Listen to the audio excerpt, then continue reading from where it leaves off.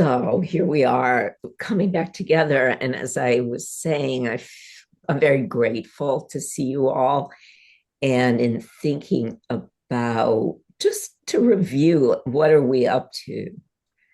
Because it's great to come together and have a conversation, but there's always something really special about what happens in our field together. Because I think we do come in with this kind of meta intention, which is to enter into a different kind of conversation than we ordinarily have.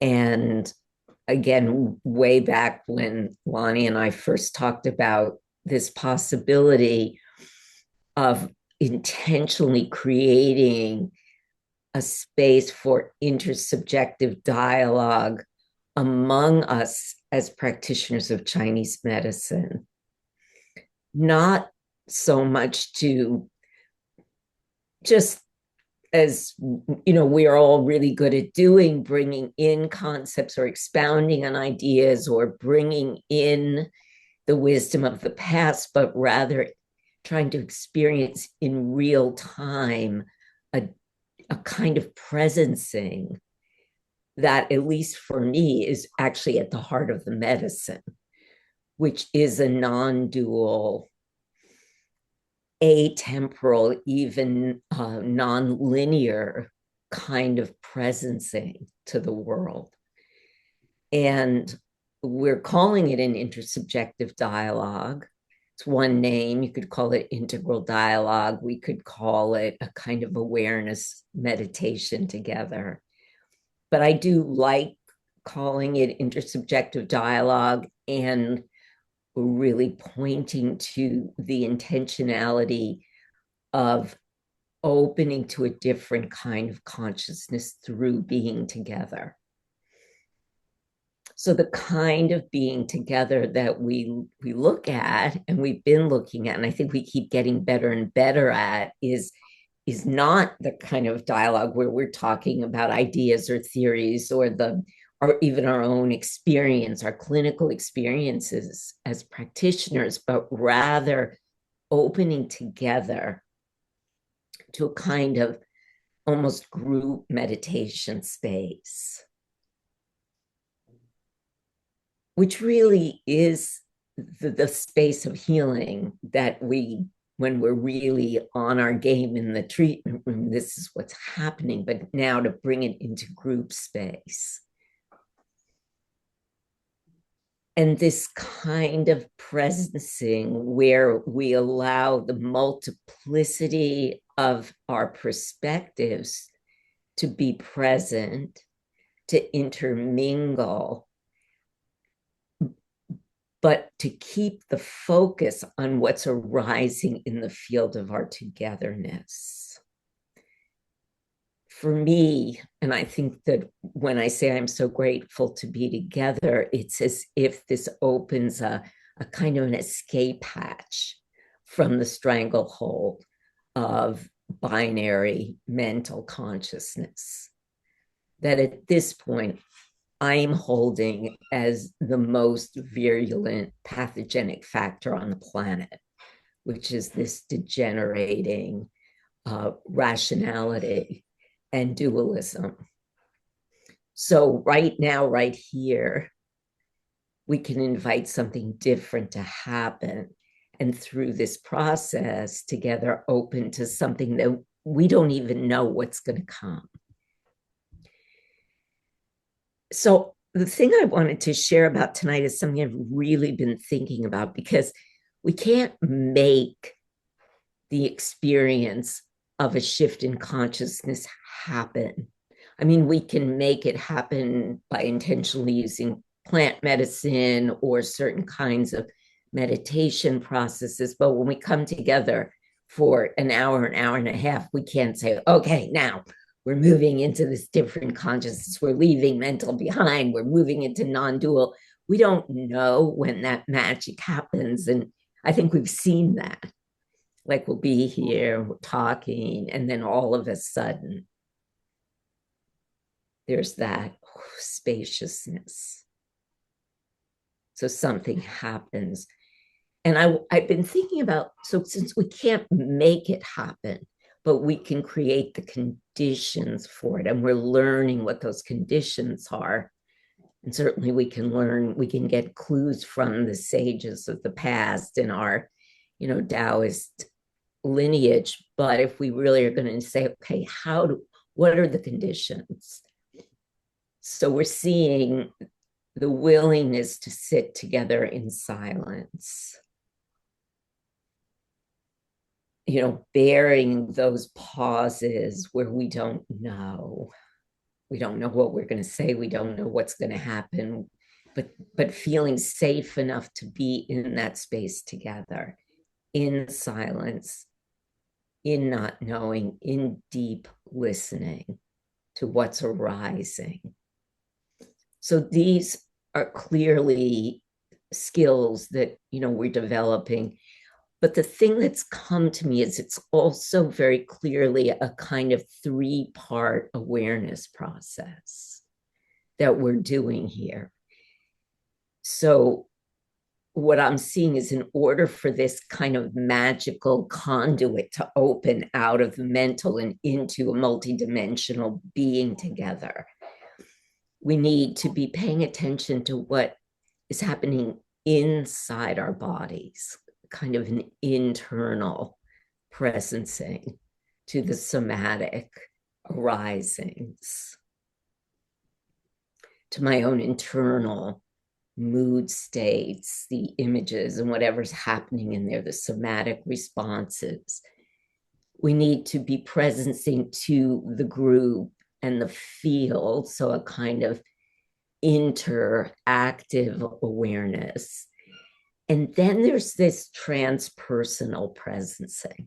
So it's like there's an internal and a field, and then a transcendent. And those three kinds of, the capacity for those three awarenesses seems to me prerequisite for what we're up to. And also for I would say, optimizing the practice of Chinese medicine, so they're not separate.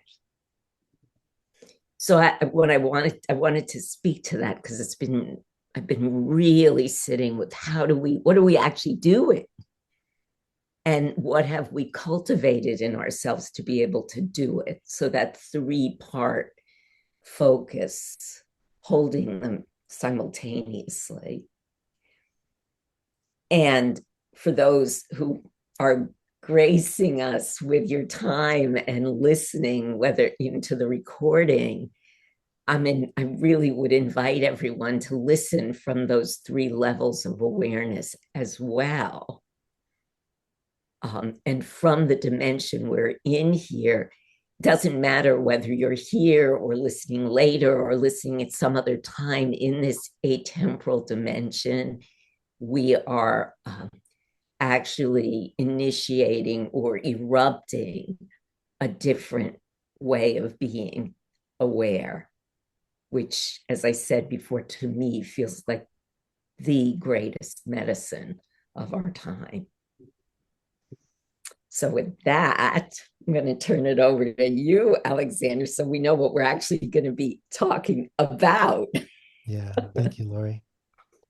Yeah, so the idea is that we cultivate this quality of listening and exploring together, and then we drop a topic into that. And so it's a way for us to explore different ways of dialoguing in relationship. And what we're going to explore tonight is, what's the role of the absolute and the relative um, in the treatment room, maybe in life, in relationship. And so what I'd like to do is just briefly define some loose contours of what that could mean. I don't want to define anything too much because we're going to explore it together. But we can say that the absolute dimension of being, um, it's timeless, it's boundless. That means it's prior to space and time. It doesn't have a location. You can't go find it.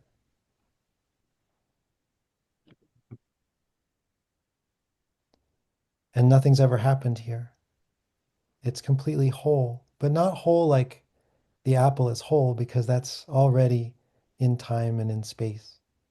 So it's one of those things that it's very difficult to talk about, because as soon as you talk about it, you're taking a perspective from the relative. But it is possible to inhabit it, to um, to be it, where there's no longer a meditator. There's no longer a meditator that's meditating on the absolute. There's just the absolute with no looker, awakening to itself. Then we have the relative, which is everything else. If we're going to put in a false dualism here as a start. So there's everything else, all the birds and the chickens and the perspectives and um, boats and acupuncture needles and problems and tragedy and relationship to overcoming tragedy or taking a new perspective on tragedy. So we have the relative, which is this dimension of great proliferation. There's the ecology of existence, the interdependency of um, the myriad, the 10,000 things and how they wiggle together. And so we have this question of what's the role that the absolute and the relative play in the treatment room? What is the role? What is the relationship between the absolute and the relative? How do we understand these territories of being? And that's what we're going to do. So with that, we can dive into this territory, see what's there.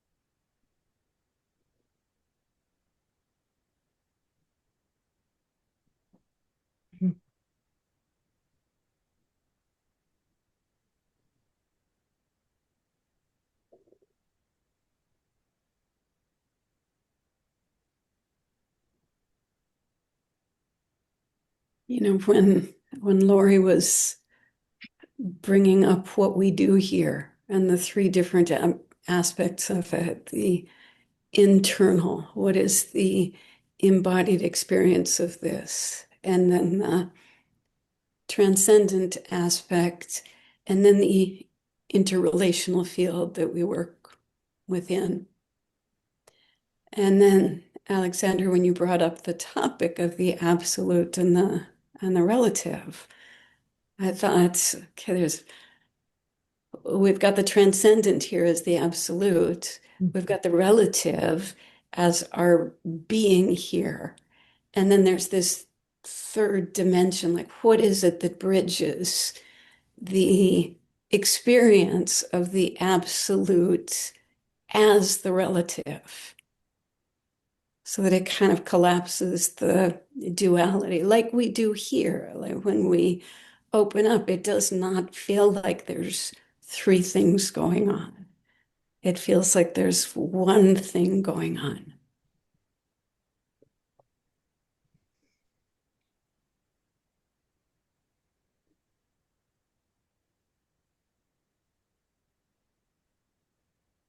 Oh, I love that, Randy. That is so potent for me because, you know, when Lonnie sort of pitched the topic, how about the absolute and the relative?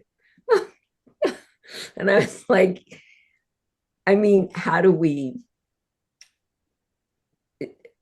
make that actually a lived experience in a grant, how does that actually inform my work with someone in the treatment room?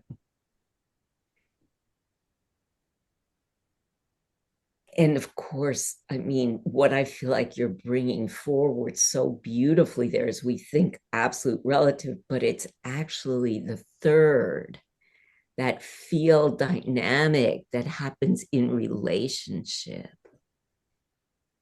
which I think of as the soul in a certain sense, that subtle body, that whether it's, Wu Shen or however we talk about it, that access from the absolute big Shen and, the depths of my uh, instinctual nature and all the mess that it gets me into, that relative world. And then, like, it's the go between. And actually, that's really, for me, a beautiful piece to sit with.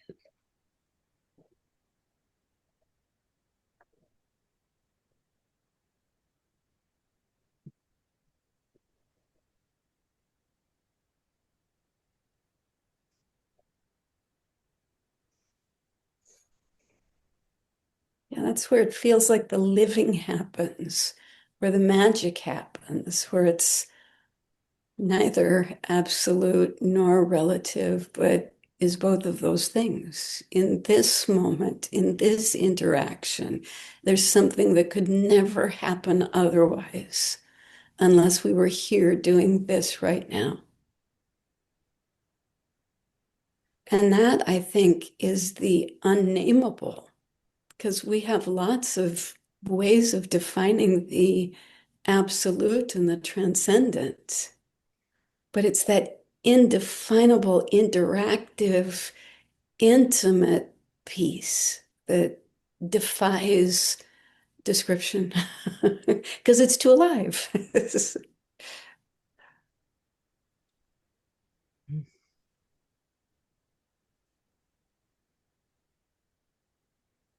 It occurs to me too that there's something about interacting with our client's pain and holding this sort of these two dimensions, that the client's pain is part of the relative experience, just like all of our pain is part of the relative experience. But somehow when I'm able to make contact with that in myself and in the people that I'm with as an extension of the absolute, there's a way that there's an instantaneous freedom from the gripping of it, but at the same time, a deep honoring of it as a relative expression. And I have a sense that there's something about that balance that's really important in the treatment room, because if I just transcend over my client's pain, like, oh, you know, nothing really has ever happened. No one, I mean, that just doesn't feel good when you're in agony. But if we get too far into the pain itself, there's a kind of loss of freedom.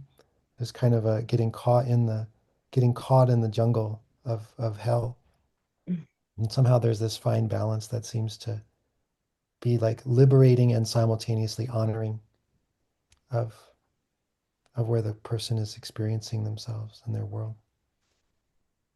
Yeah, what arises from me listening is one way we can frame it is, the absolute dimension, as being the already enlightened self, Buddha nature, or Xing as the Chinese would call it, the true nature of the self prior to the primordial self.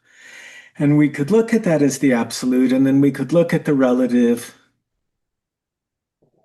as all the ego and superego machinations and psychology and soul, relative psychological and soul level issues around it. And as Alexander says, I mean, what you were intimating, but if we just look at that absolute dimension, we can bypass all the complexity in a way that isn't healthy, and then the important work isn't done. And if we spend too much time going into the relative dimension and focusing, we can actually just reinforce identification with it. But another way to frame it really is that we know that being and becoming, emptiness and luminosity, heaven and earth, yin and yang, are one. And another way to look at it is like absolutely what is true here is there is an already enlightened, already free dimension of the self. And there, which is simplicity, and there is all this complexity, and this is their relationship at this moment. And this is the dynamic between me, the patient, and all of that in this moment, that the absolute is just what is, embracing all of it. And for me, that really has softened the whole thing. I mean, there's a striving toward the balance between truth and compassion.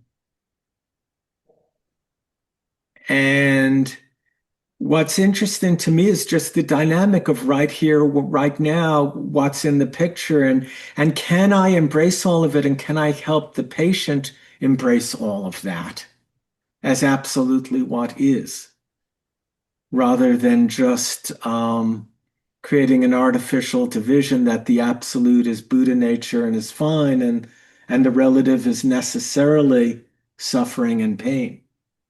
Because I mean, there's an awful lot of good stuff out here in the relative world. I mean, I really like bagels and lox, for instance.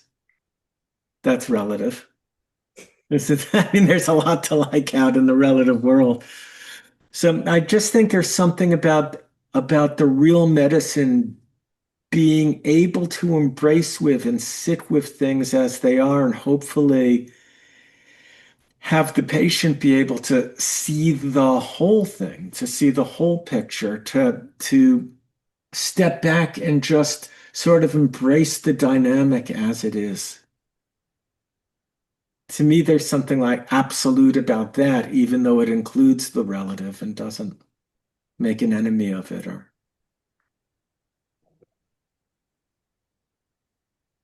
I find that sometimes in the treatment room, the relative allows for a certain movement because you're helping some balance and harmony be established, and my connection with the absolute suddenly flows through me, allowing for me to contact what is the absolute that may mean something to the patient, and flow in that direction. I'm not sure if I'm making sense again. It's almost like taking care of some of the noise and clearing it in some ways, or allowing flow in the patient somehow allows me also in my grounded state to ask the real question, or the thing that's really at the heart of the matter, and bring it into the equation into the reality, transcending that experience. Does that make sense or not? When I take care of the flow, I'm more conscious of the absolute within me and in me and in the patient, and can give a light to it. It might not be about what they think it's all about, and I might not even know what it's about, but suddenly I can address it, and I don't know where that came from, and it's what needed to be addressed or brought to light, or have something done about it or not done about it, but it then starts flowing in the treatment room in a more obvious way. Maybe like one paints a painting, and it's not that painting, but it's something else that needs to be painted over it. I better stop giving these strange analogies. But I think we all know what we're talking about. I'm thinking about it in terms of like whatever the patient or client's issue is, pain or suffering. And if we're trying to change that, then we're not able to access that flow because we have an agenda on top of it that's part of the relative that doesn't really invite the absolute into that space. But if we absolutely accept their pain, their suffering, their whatever, as being exactly what it's supposed to be for them in this moment, that the absolute rushes in. And in that acceptance, there's a shift, there's a change. I think you said it better than I did, because that's what I feel I experience, that something rushes in, and I'm taken by surprise, and it's what was, and to me it feels like it came after the addressing of what was apparently the problem, but not really, maybe, I don't know. Yeah, thank you. Well, there's something, I mean, it's absolute to address what is as it is without making a problem out of it. And so sometimes, I mean, in my experience, in times of confusion or great pain or feeling like in a depth I'm going through very deep waters, it's being able to sit in that without making a problem out of any of it,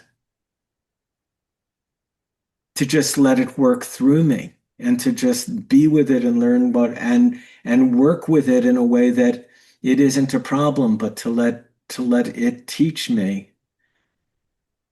And I think that, I mean, to me, that's working, not making a problem out of it and being interested in it and knowing that the real medicine is working with things as they are in the context of nope, in the context of this is what I'm here to do. This is the absolute perfect thing that I need to be with. And to me, that's a joining of the absolute with the relative in a way that there's an alchemy, an alchemy between the two. Because from the perspective of the tradition, at least from the perspective of the way I think of it, the point is not to resolve everything in the relative so the absolute can just be sunshine and divine and exist on its own. The point is transformation in the world. And that happens through this alchemy.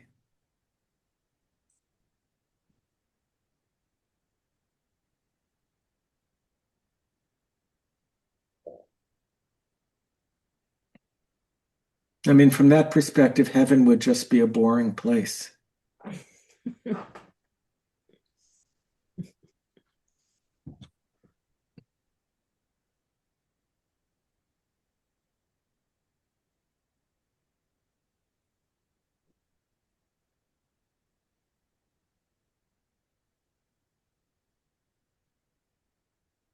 As I'm as I'm listening, what comes up for me is sort of there's like two different directions that we can kind of come at this one thing that's the absolute and the relative. Sometimes it seems like when we work with our clients in the relative realm and support them in embracing what is, as was being mentioned, it can open a doorway into something bigger, something um, vast. And then, of course, there's the other that's sort of like touching into the relative as a and detangling certain things as a way to fall into the absolute. You know, you have some parts of the self that are all pent up and confused and in conflict. You help that soften, and then all of a sudden the person relaxes into something bigger. But then there's the other side of it where it's sort of like the cutting through, where there's cutting through to the non-local already awakened dimension of being, and cutting through to that first. And then from there, uh, being what doesn't move. And then the relative starts to, the relative is seen from there and then responds uh, accordingly. So it's kind of like I'm hearing sort of these there's like two, because we're only dealing with one thing, you can kind of touch on, but there's sort of two different kind of ways that I hear is coming up in our conversation of how we can lean into this and with our patients.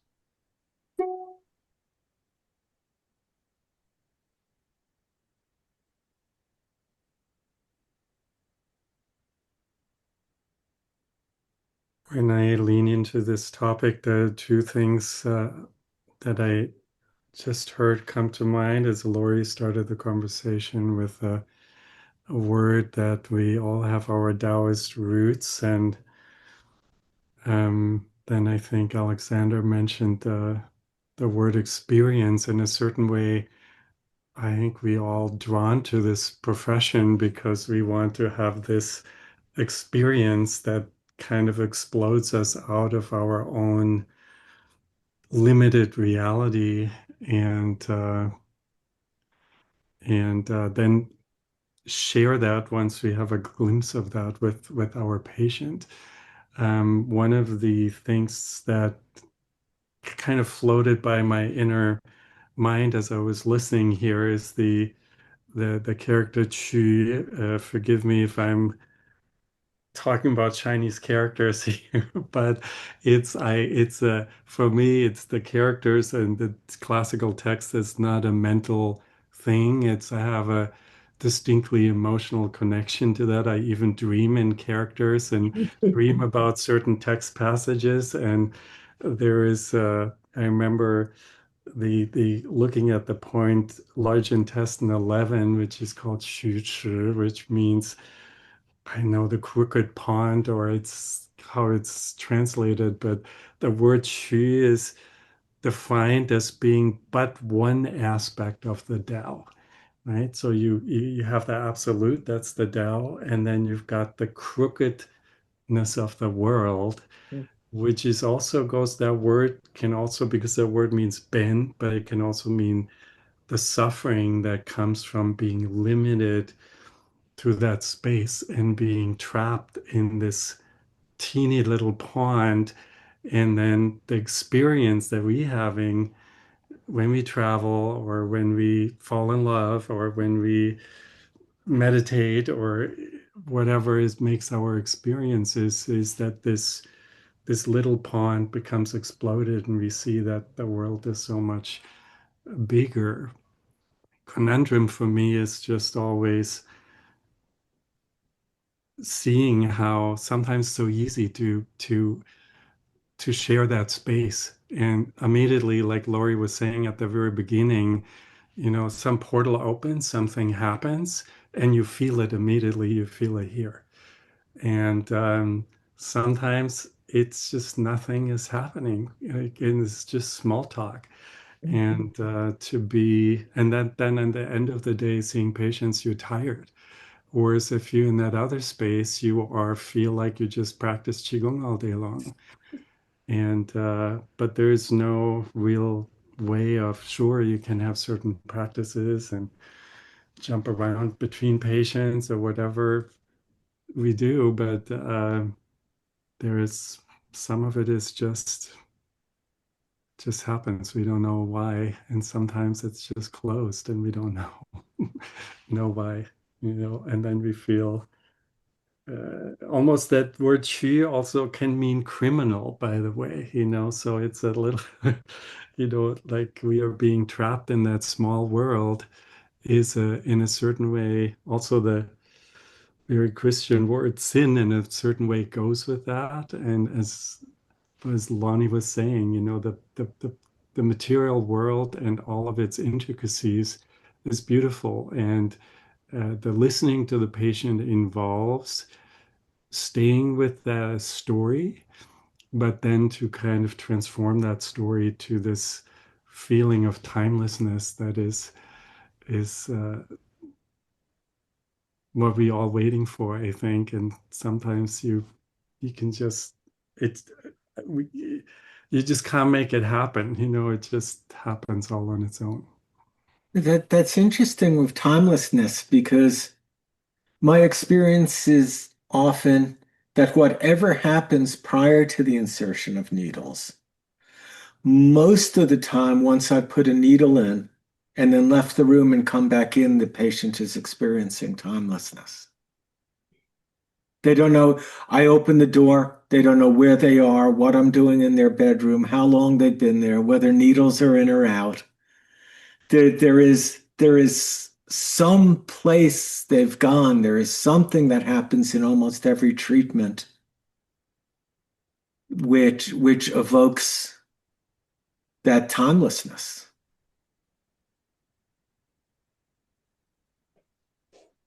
Yeah, that's a good point. I'm, of course, as you know, I mostly work with herbs, so I'm sitting in the front room or so, and I recently changed my clinic procedures where I'm asking all of my patients to, once you're done with here, before you leave, I want you to leave in a different space and send people on to get the acupuncture while they wait for their herbs to be dispensed, for precisely that reason that you mentioning there, because that's the beauty of the acupuncture, and I think also maybe a good massage or so that is more of an energetic treatment or so, that you can, even without words, or it just can open up in an instant this different dimension there, and give the person the client a full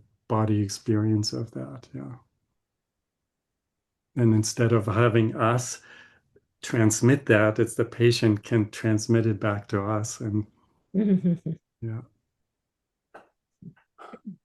When a patient gets lost in complexity, I'll often just listen and listen till they're done talking. And then I'll say, okay, is there anything else in your experience?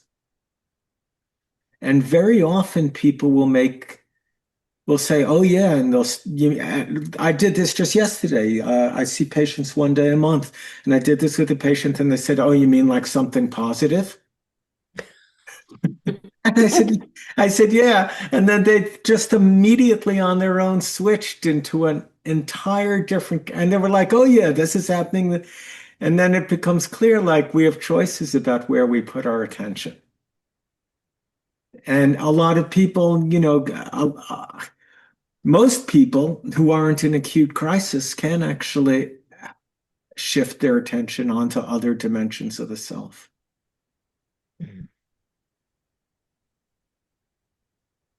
Sometimes I'll say, what does everything you said prior to this moment look like from the perspective of this place you just shifted into? And then that can be very fruitful.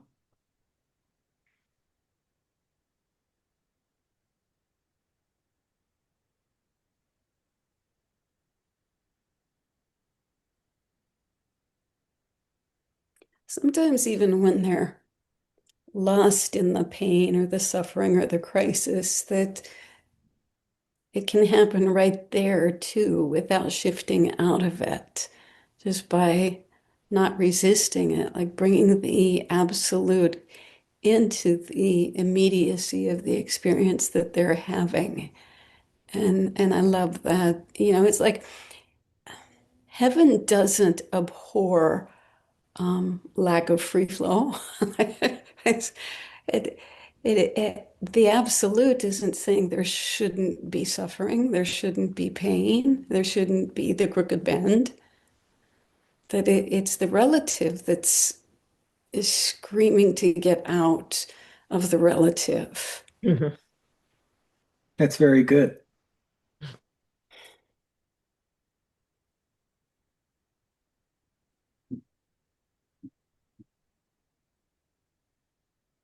And in the middle, in the midst of the relative is the absolute. So not the absolute and the relative, but the absolute as the relative. And the relative as the language of the absolute, because the absolute wants to manifest itself in something concrete, but then the limited thing that we make out of it is that we think that's all there is, instead of going like, oh, it's like one thing that then disappears and pops up somewhere else and shows us the multiplicity of possibilities. Yeah. Does that ever happen to you, that sometimes you, from one second to another, you sit on a bus or something and all of a sudden it's almost like you're shocked and you go like, why am I born into this German body and I'm here living in the 21st century? I could be completely different place and different person. And you just think it's like super weird that, it's, Yeah. uh, uh, Alexander and I have talked about it. You're just driving down the road thinking how weird to be consciousness. Like, where am I going? What am I doing?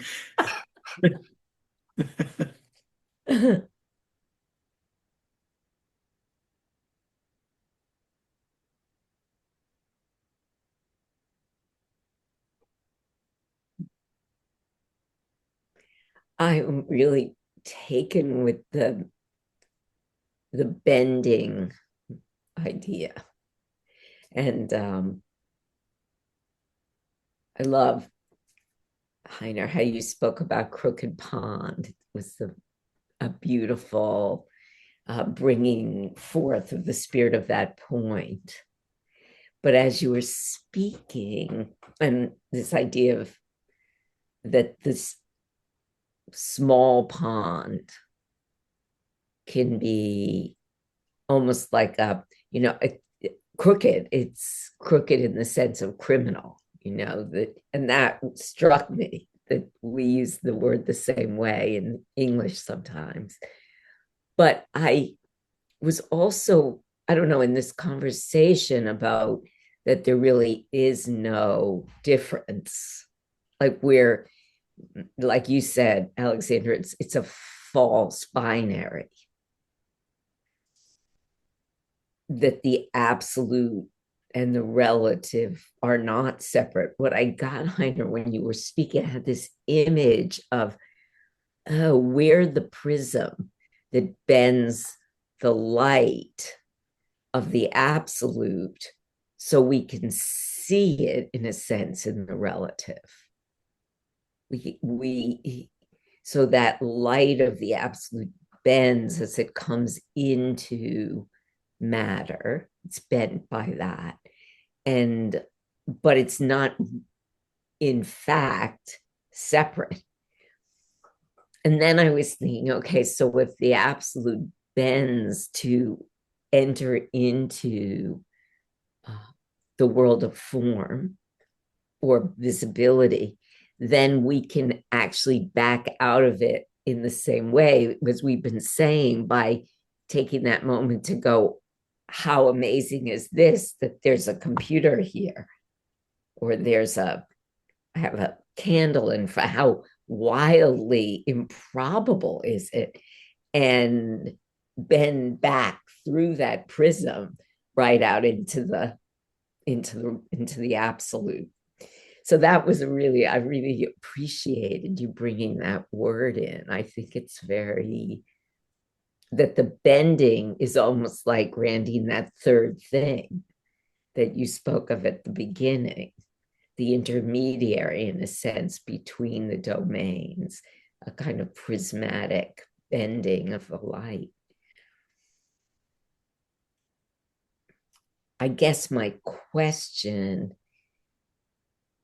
is, if we get even more granular, I mean, as you said, Heiner, we never know. You can't predict when that amazing kind of opening is going to happen, or when we find our way back through the prism into that space of heart opening.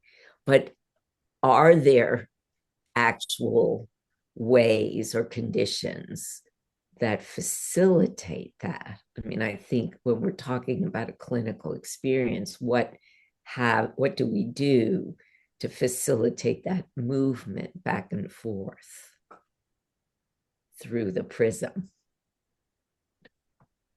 Well, it's interesting because I mean, my experience is I hear people saying things, and I hear like the idea of bending, but so like there's an outside, which is the discussion, but on the inside, I don't feel anything bent.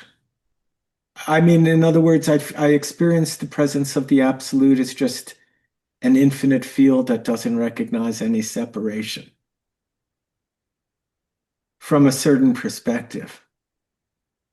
Like there's just a lot of space. And so I'm aware of like the outside and the facial gestures and movements and words being said, and I can think about it.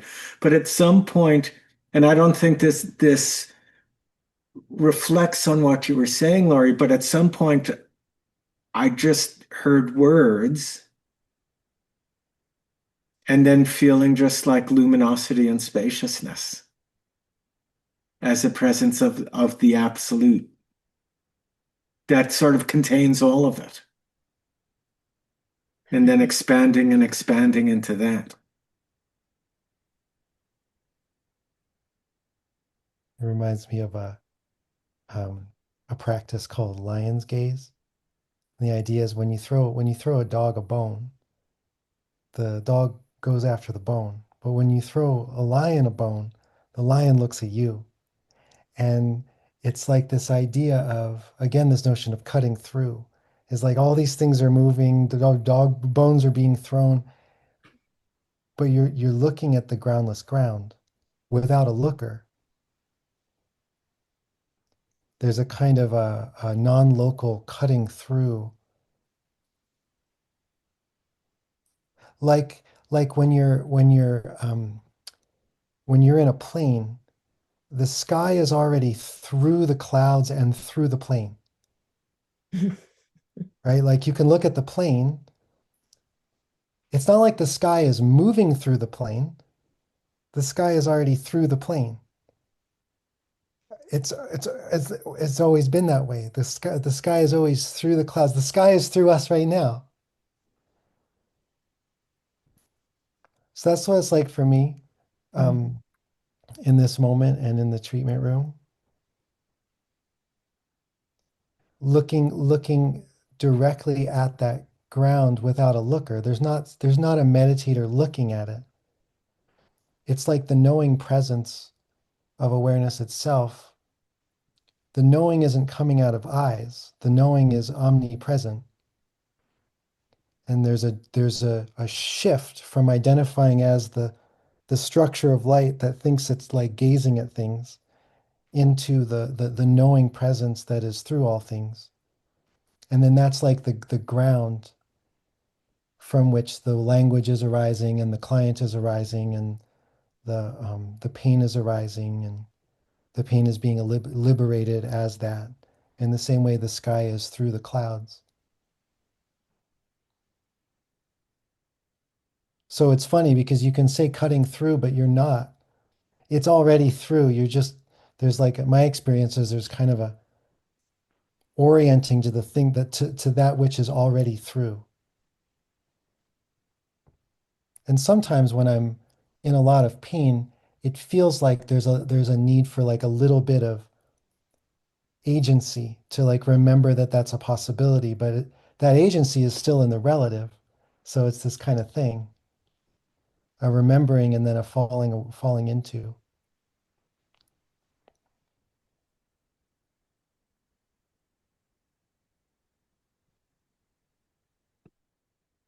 Well, it called to mind, I don't know who said this, but when you stare into the abyss long enough, the abyss begins to stare back.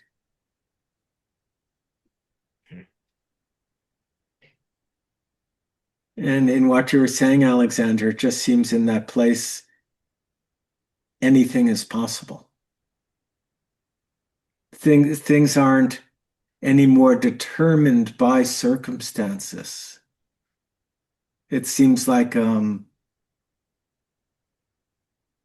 a way the problem of it all is undone, and then I feel in that space like free will arise, like, okay, what is the future that I want to create, and how do I be, and just the imperative to be that now without a sense of limitation.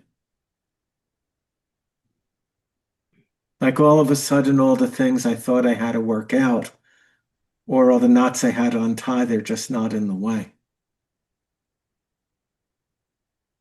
In other words, there's some aspect of the healing, of the rectification that doesn't take time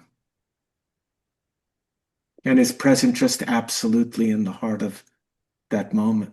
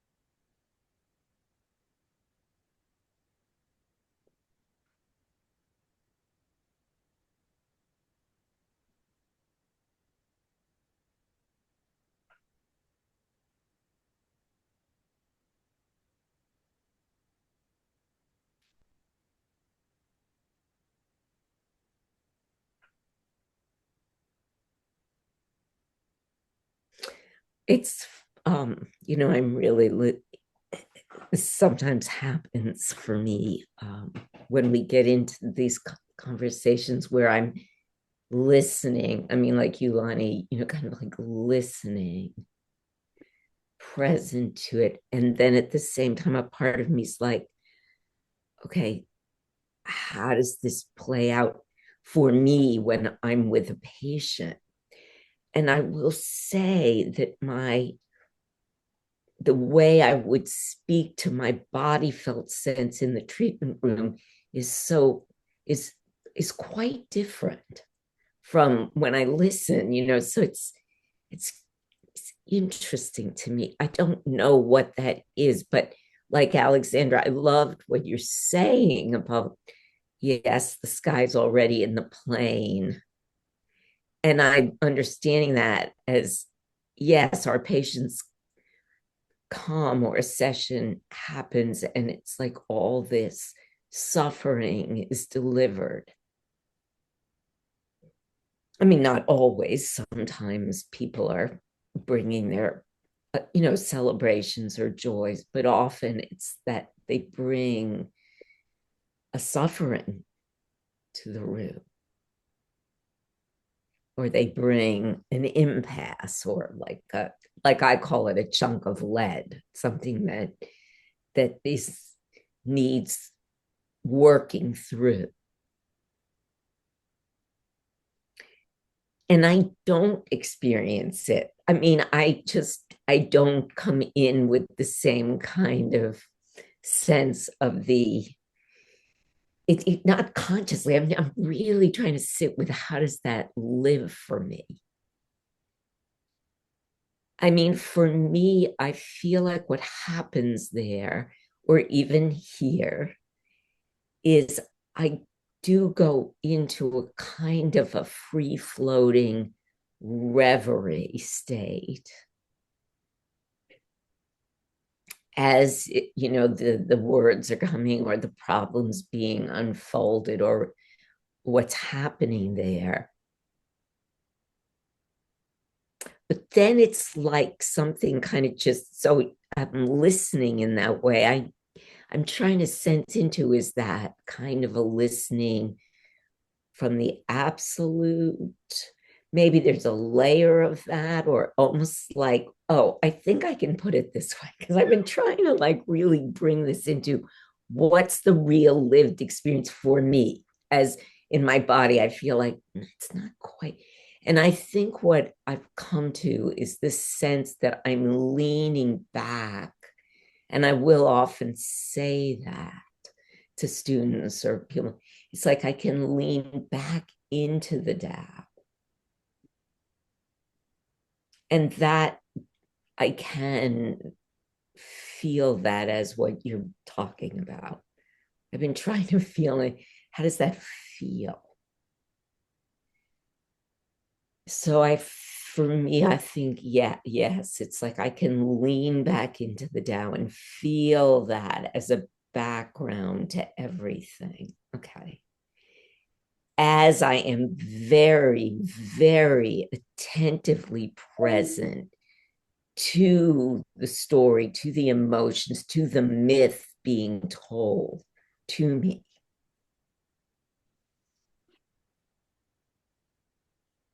And I think when this moment that we're speaking to, when the like Heiner, you said, when that moment happens where the heart has opened or you've entered into the Tao itself, and that is what's operative in the room. Those are the moments, as you said, where there is no fatigue, there's no effort, because we're no longer doing it. The absolute and the relative have truly come together. I mean, again, I'm really listening for like, how do we actually do this? Or create the conditions for it. Yeah. And I think for me, it is that, like this sense that, my whole governing vessel is in the hands of the Tao. Like my will is in the hands of the Tao. And then I'm doing my thing here, picking up the needles, listening to the story, feeling the deep compassion and the suffering, and looking for the amplification of mythology or the elements or the spirits that can bring meaning to the soul story. So, yeah.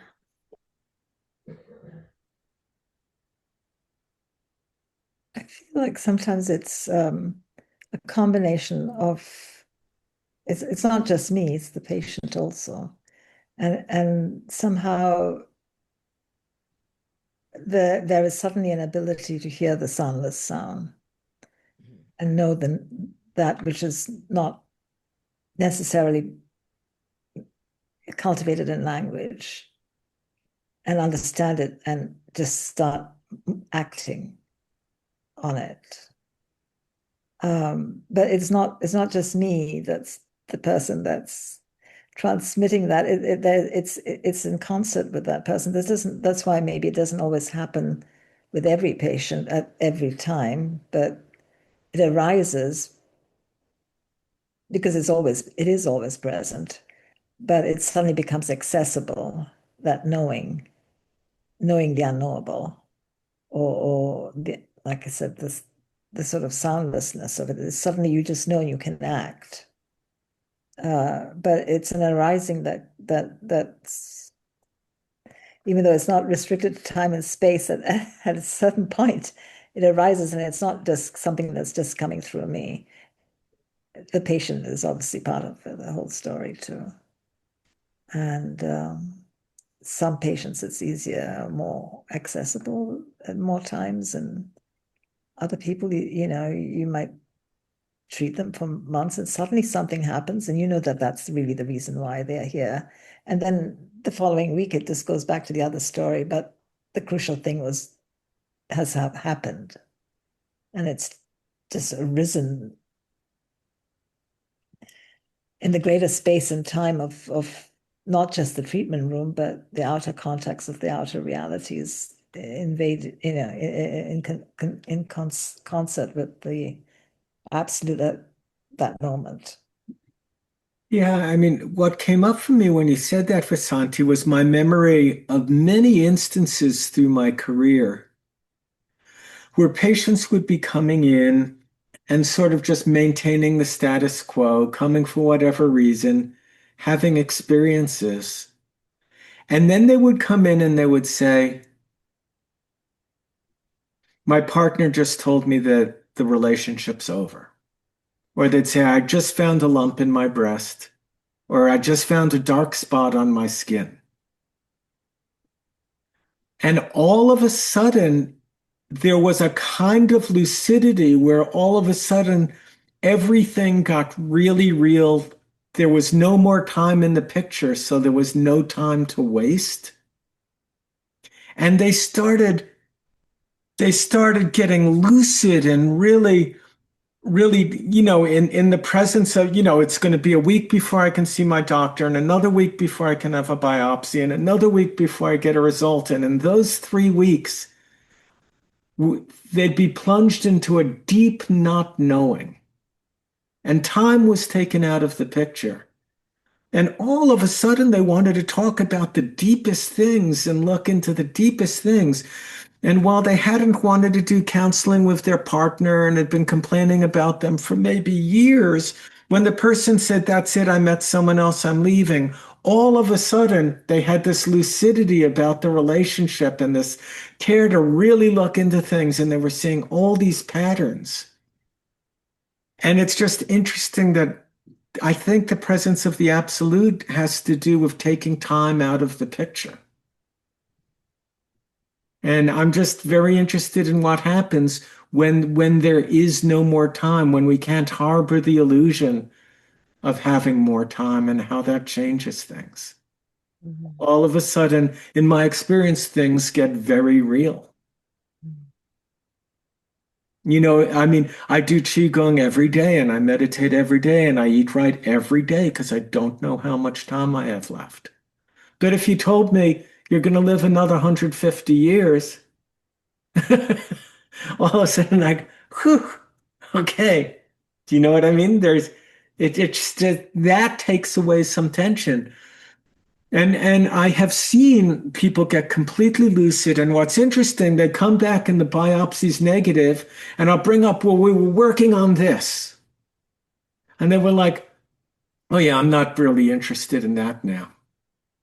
I said, but you said this, you said this, you said this. They go, oh, I was just saying. They like lose all the intensity. They completely become like another person as soon as it turns out the lump was benign. I've seen this happen quite a few times. So I'm interested in that dynamic tension of taking out the assumption of time and how that brings the absolute and an urgency into a picture of this is the only moment I have. It has to happen now. Yeah, so that makes me wonder, like we got about 20 minutes left on our call. What if we knew that this was the last 20 minutes that we had? Like, what would that bring to our conversation right now? Like, if we really stepped into that, like, what would we say? And how would we orient to here? Like, basically doing what Lonnie just said. I wonder what would happen. Yeah, I was going to pick up on that and like even intensify it and bring it to the last moment, which really isn't a moment at all. But sometimes when somebody is at the final moment of their own transcendence, the unresolvable of their life is resolved. It's not there. And there's the meeting of heaven and earth. And you can't even say it's a moment. You can't say at the moment of death. You can't say at the moment when life was over, because it kind of expands and opens up the eternal. And so it's almost like there's more life there because there's no time.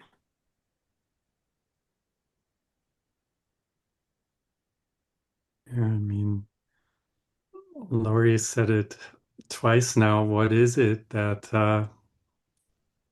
that brings us to this space? And I mean, in a certain way, people have asked that for thousands of years. With all of the so-called Gnostic practices are that in a way, including this death moment that we were just talking about, right? There are all these Tibetan or other practices where you literally sit in the charnel ground and blowing the flute made out of a thigh bone and invite the ghosts to feast on you so you capture this. What's the worst thing that can happen? And how would that change my reality? And my own, and Lonnie was saying, right, you doing all the Qigong and all these things, we all to some extent are doing that because we want to be more, yeah, Vasanthi was saying, it's not just us, it's the patient there, of course, it totally that it's this alchemical fusion with us and the patient, but when the patient comes in and says, oh, the doctors told me I only have 1 month to live, there is an ability to somehow, regardless in what kind of a space they are from our perspective, to transform that by, for instance, just radiating love from an open heart that they can feel, or saying the right word. You know, for some people it's joking, for other people it's praying, but somehow finding the right word. And it's for that the heart needs to be open. All those practices, and I've done a lot of them, they do help. I would be an absolute misanthrope without that. However, there are just periods in life when some of it is astrological, right? I remember this 28-year-old kid telling me, you know, that years from 2004 to 2009, they'll be the best in your life, or so. I didn't understand what he meant, but it was really, it was like this ability to be heart open, not just in the treatment room, but with the world, with yourself, with your family, your friends, etc. was easy, and you were in that Tao space. And then there are other periods, even though supposedly you have more cultivation, more experience, and you can lean more, like Lorie was saying, you have that experience of going like it's all relative, you know, it's take a deep breath and it's all, I can lean into that, you know, it's there. Physically, you know that, and mentally, emotionally, you know that after all these years of having gone in and out of that space. But sometimes it's just, right, like, wasn't it Mother Teresa who said, you know, I saw the living Christ once and then I've been waiting for my whole life and never happened again. Mm. And that was actually, I think, one of the reasons why she was made into a saint or so, because she kept trooping on with what she was doing, despite her writing in her diaries that nothing is happening. I feel nothing. And I mean, I feel that too, that sometimes, and I don't know what that is, you know, why sometimes it's so easy and sometimes it's harder. And sometimes, yes, it's the patient and the alchemy, but technically it's that, right, that challenge to, no matter what comes at you, you're able to find the right word with the hippie child and the business person with the shiny shoes and the ties that I was always afraid of seeing at the beginning of my career. Um, Sometimes it's easy and sometimes it's not. Yeah.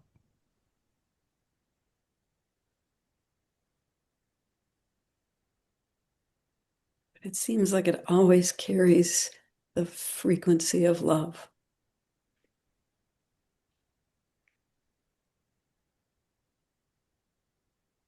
Yeah, that's the heart is not a pump, as we all know. It's the love organ. It's the Tong Shenming organ, right? It's the organ that connects us to the light of the Tao and that what we call the absolute here. And just that portal is very fickle, and sometimes it's by grace. It's open you in that space, and then, but I like what Lorie said. It's at least you intellectually know at this stage of life and practice, it's always there. It's you're not truly despairing because you think like, oh, it's everything is meaningless and there's only darkness and there's this suffering and I can't do anything about it. You just know you can't break through at that particular moment in time, and that's okay too, I suppose. I'm listening to each of you like these are your final words ever. And what it brings up for me is there's such a sacredness and a loving presence that's like infusing every, whether you're speaking or listening, but that there's such a sacredness. It's like being in the presence of divinity, speaking the most sacred words, regardless of the content, although there's that too. Mhm. It's such a gift. Yeah, it seems to be infused with gratitude. Mm. Gratitude for the opportunity. I mean, to have the conversation.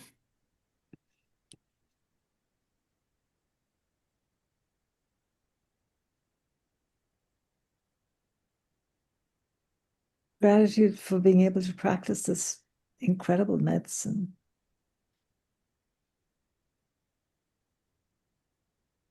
Just probably healed me more than my patients, if I think about it. Well, I should put it in the present tense, maybe. Is healing me? Yeah. Its boundlessness has been unfathomable to me, and the miracles.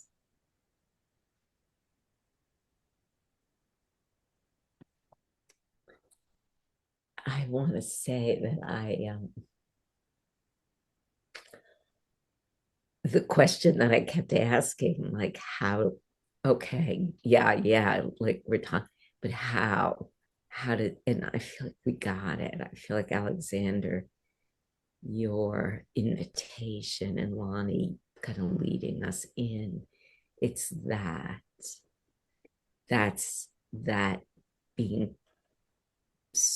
because it only can happen in this very moment. And we are in fact dying at each moment. It will never come again. So to live in that, that's that, and to practice in that. So that way it became, it's like, yes, we're present to the suffering and we're present to that this could be the very last moment, each moment. The Bodhisattva vow tells us, may no interaction be insignificant. That's it. I experience a kind of a particular flavor of courage. Like, this is it. And it's not a courage of the will, like an individual will, but it's like a falling away of all of the conventions that I might sort of orient to and like check into to sort of curate how I use language. And we have a whole history of sort of orthodoxy of how things are supposed to be, and there's a way that all falls to the wayside in the presence of this sort of fierce light that It's just right here.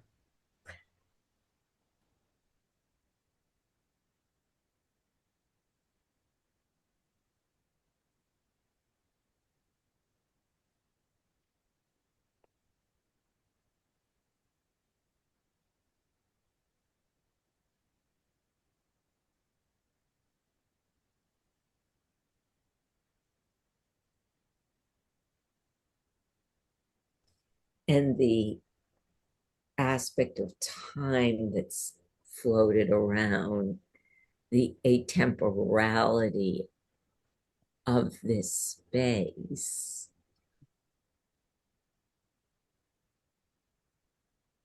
that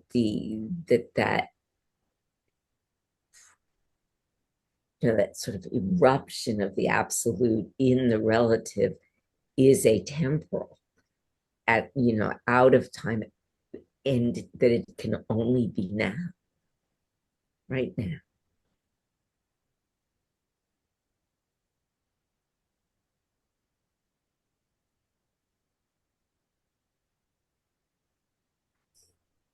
And I hear you about the courage, because it's kind of terrifying, right?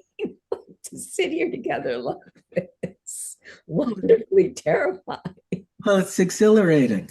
Yeah, and also, like, I just feel like I love you all so much. But I'm like, I adore you. I wish we could just all hug each other now. But there's something, courage is one word. There's a nobility to striving to articulate that which can't really be articulated, but not letting that daunt us, but striving. I get a sense of like the tendrils pushing into the future to sense imminent possibility just beyond comprehension. And that striving to articulate the absolute here in the relative world, I mean, it can never succeed, but in the striving to do it, there is something created that is luminous and has these different virtues we've named. Yeah, it's like it creates a portal into this unknown multidimensionality where something pours in that we're feeling, and it's very difficult to articulate, but it's almost more real than the relative. When it gets so strong that you can just kind of bathe in it, bask in it, and then the relative is kind of out here. Sky wakes up. I mean, that's what I endeavor to put a needle into. Right.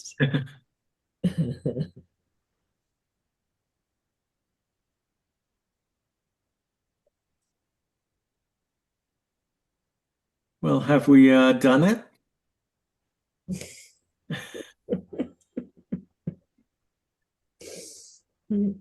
Anyone have anything else to say? Thank you. Yeah, thanks everyone. Things feel very luminous. Beautiful to see you all.